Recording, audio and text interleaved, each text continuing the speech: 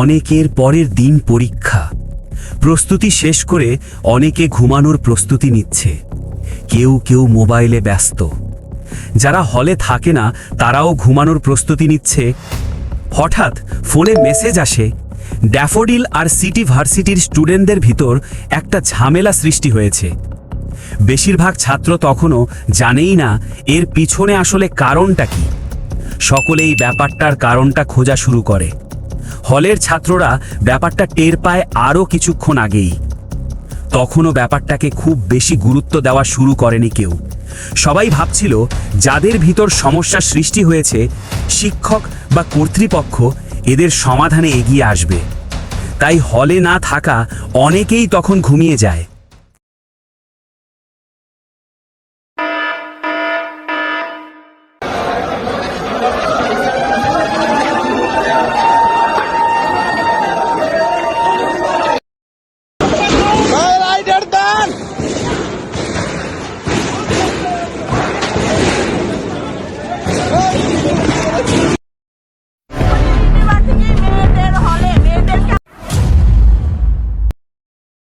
রাত তখন 2টো।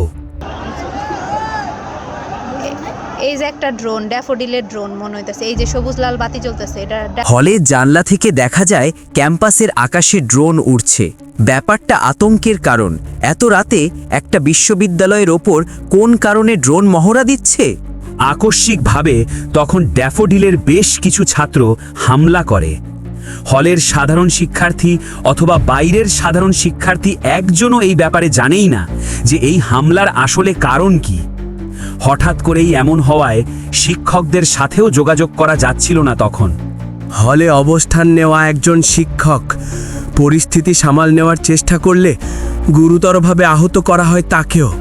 দুর্ভাগ্যজনক হচ্ছে সেই সময় শতবার প্রশাসনের সাথে যোগাযোগের চেষ্টা করেও লাভ হয়নি কোনো। চলতে থাকে তাদের অমানসিক ভাঙচুর আর লুটপাট। নারী শিক্ষার্থীর হলের সামনে যেও করতে থাকে অশ্লীল অঙ্গভঙ্গি। আচমকা সব কিছু হয়ে যাওয়ায় কোনো প্রতিরোধ তখনও করে উঠতে পারেনি সিটি ইউনিভার্সিটির কোনো শিক্ষার্থী। তারা ক্যাম্পাসে প্রবেশ করে গেট ভেঙে। এরপর ঢিল ছড়ে ভার্সিটির কাচ ভাঙে। আগুন ধরিয়ে দেয় 2টি প্রাইভেট কার সহ 5টি বাসে।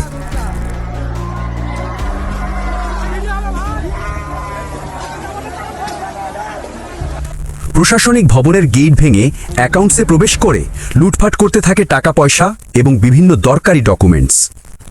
শিক্ষকদের ব্যবহার করা কম্পিউটার ল্যাপটপ খুলে নিয়ে যাওয়া শুরু করে তারা। প্রায় 1.5 ঘন্টা যাবৎ চলতে থাকে এসব।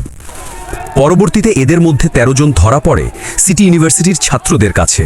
তাদের আটক করা হয়। ভার্সিটির ছাত্রদের তোপের মুখে পড়ে ছাত্র নামের এসব সন্ত্রাসীরা।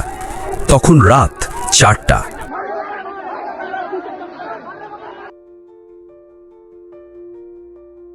শুধু যে বিশ্ববিদ্যালয়ের আনুষঙ্গিক জিনিসপত্রের ক্ষতি হয়েছে ব্যাপারটা মোটেও এমন নয়। পাশাপাশি গুরুতর আহত হয়েছে অনেকেই।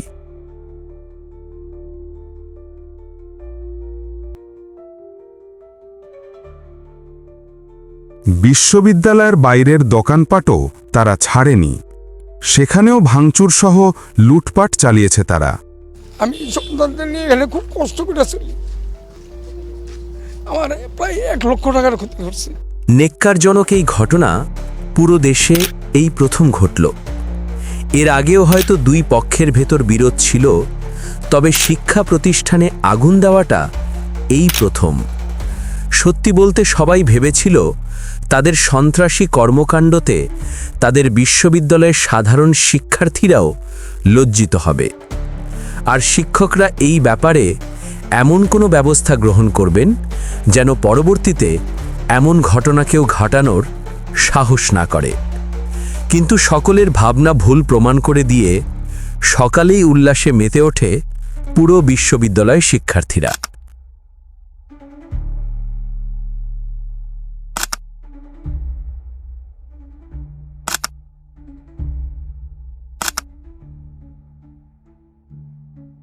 সবশেষে কিছু প্রশ্ন করে যাচ্ছি এ গ্রেডের স্বনামধন্য ধনী শিক্ষার্থীদের কাছে।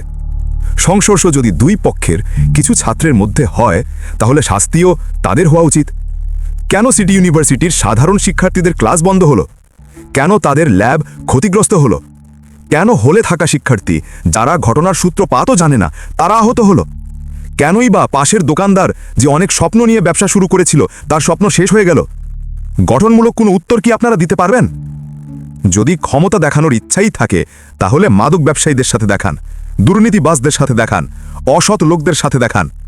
নিরপেক্ষ ছাত্রদের ক্ষতি করে কখনোই আপনারা বড় হবেন না। সাময়িক পৈশাচিক আনন্দ ছাড়া পাওয়ার এখানে কিছুই নেই।